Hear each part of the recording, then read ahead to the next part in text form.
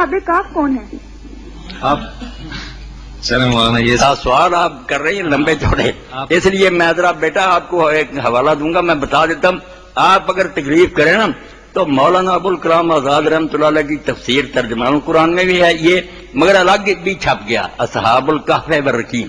یہ کتاب الگ چھپی ہے جس میں اصحاب الکہف کے بارے میں انہوں نے ڈیٹیل سے بحث کی ہے، ذوالقرنین پر کی ہے، یاجوج ماجوج پر کی ہے. یہ بچی اگر آپ لے لیں نا کتاب تو یہ سارے مسئلے حل ہو جائیں گے. بڑی ریسرچ کے ساتھ اور تحقیق کے ساتھ انہوں نے لکھا، اس موضوع کا انہوں نے حق ادا کر دیا. ورنہ ہم پچھلی کتابیں پڑھتے ہیں لوگوں کو کوئی پتہ نہیں چلتا تھا کہ وہ کون ہے، اصحاب الکہف کب ہوئے ہیں.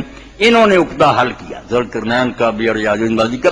یہ اصحاب الکہف والرقیم الگ مل جائے پھر بھی، ورنہ دوسری جلد جو ہے مولانا ابوالکلام آزاد رحمۃ اللہ علیہ کی ترجمان القرآن تفسیر کی، اس میں بھی سورہ کہف کے تحت انہوں نے سینکڑوں صفحوں پر اس کو لکھا، نقشے بنائے. بہت عمدہ بات ہے. یہ بات اصل میں کہ بیٹا یہ عیسائی تھے، حضرت عیسیٰ علیہ السلام کی امت کے لوگ تھے، نوجوان تھے، مگر بعد میں کفر پھیل گیا. جو دقیانوس جس کو کہتے ہیں نا، ہم کہتے ہیں یہ دقیانوسی بات ہے. دقیانوس ظالم کیسر تھا، یہ روم کا بادشاہ، بڑا کافر بت پرست. اس نے بت بنوایا، لوگوں کو حکم دیا کہ سجدے کرو ورنہ سر قلم کروں. سب لوگ مان گئے، مگر یہ کچھ نوجوان ایسے تھے جو اٹھ کھڑے ہوئے. اب قرآن میں بیٹا ان کے لیے یہ لفظ ہے وہ ہم سب کو یاد رکھیں. ہم کھڑے نہیں نہ ہوتے، کھڑے ہونا یہ نہیں کہ بیٹھے ہیں آپ کھڑے ہو جائیں.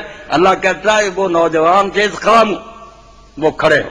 انہوں نے کہا اس طرح بیٹھے رہنا اور حالات کے جبر کے تحت گنگے بن رہنا یہ شیطانوں کا کام ہے، جو جان پر بنے گی. اس قام، اللہ نے لفظ ان کے لیے کیا استعمال کیا، پھچ گیا تھا. فرمایا جوان مرد تھے وہ تھے، باقی علماء اور مشائخ اور پیر سارے بزدل نکلے، ڈر گئے دقیانوس سے. یہ نوجوان اٹھے جوش کے ساتھ، انہوں نے اعلان کیا کہ ہمارا رب وہ ہے جس نے آسمان و زمین بنایا، ہم اس کے ساتھ اگر شرک کریں تو برباد ہو جائیں، جو کرنا کرو. اس نے کہا واپس لوٹ آؤ ورنہ پتھروں سے مروا دوں گا. تو یہ نوجوان جو تھے، آپ دیکھیں نوجوان ہوتے ہوئے ان میں جوش بھی تھا، ہوش بھی. کتنا ہوش ہے کہ انہوں نے سمجھا کہ ہم نے اتنا بڑا کام جو ہے اس کا بیڑا اٹھایا، ہم تنہا کیا کر سکتے، ساری دنیا دشمن ہے، بادشاہ کے پاس اتنی قوت. انہوں نے جو دعا بیٹا کیا نا وہ سب کو چاہیے ان دنوں میں پڑھے.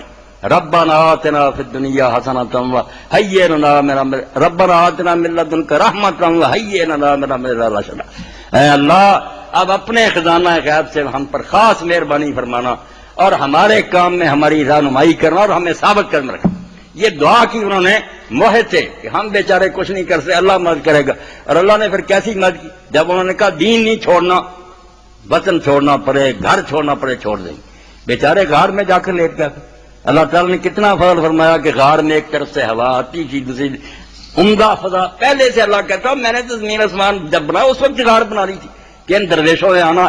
ایسی غار کے اندر سے کھلی تھی، ہوا آتی تھی، روشنی آتی تھی، مگر دھوپ نہیں آتی تھی.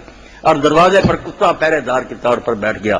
وہ کلبوں بات ایسی حفاظت کی کہ کوئی صدر بھی اپنی نہیں کر سکتا. اتنی سیکورٹی کے باوجود ان پر بم برستے ہیں، وہاں کوئی نہیں آیا. جو غار کے پاس گیا ڈر کر بھاگ جاتے تھے. ماحول ایسا پیدا کری اور جب تک اللہ نے چاہ تھپکی دے کر سنایا. اور ساتھ ہی اللہ تعالیٰ ان کے پہلو بھی بدل پا رہا، ایک ہی جگہ لیٹے رہے گل جائے گا جسم. خود کہتا اللہ ہم ان کے پہلو بدل دیتے تھے دائیں بائیں. جب وہ جاگے اس وقت ماحول ہی بدل چکا تھا. اللہ نے اتنی مدد کی کہ پہلے کافر بادشاہ تھا، اب بادشاہ ان کے دین کے پر آ گیا تھا، عیسائی ہو گیا. اور ڈھونڈتے پھرتے تھے لوگ کہ وہ بڑی یار جن کا سرکاری کاغذوں میں نام لکھا وہ گم ہو گئے. کہاں؟ یہ جاگے کو کھانا لینے کے لیے بھیجا. اس نے جب سکہ دیا، دکاندار نے کہا یہ سکہ کئی سو سال کا پرانا. وہ حیران ہو گیا. اس نے کہا نہیں یہ تو کل کا سکہ. سارے شہر میں شور مچ گیا کہ یار یہ عجیب معاملہ، یہ آدمی بھی سچا ہے مگر یہ عجیب ہے کہ سکہ یہ کہتا کل ہم یہاں سے گئے، سکہ تو کئی سال پرانا.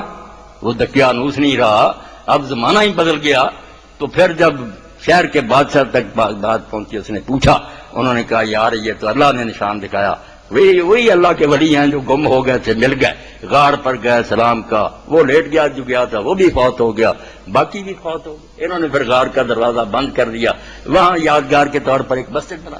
تو اصحاب الکہف مومن تھے، حضرت عیسیٰ علیہ السلام کی امت میں سے، دقیانوس کے ظلم سے بھاگے تھے. بستی ان کی رکین تھی جہاں سے وہ گئے تھے اور وہاں غار میں وہ سوئے ہوئے. اب بھی سیورن سلیپر جو ہے باقاعدہ ان کی داستانیں عیسائیوں نے بھی لکھی.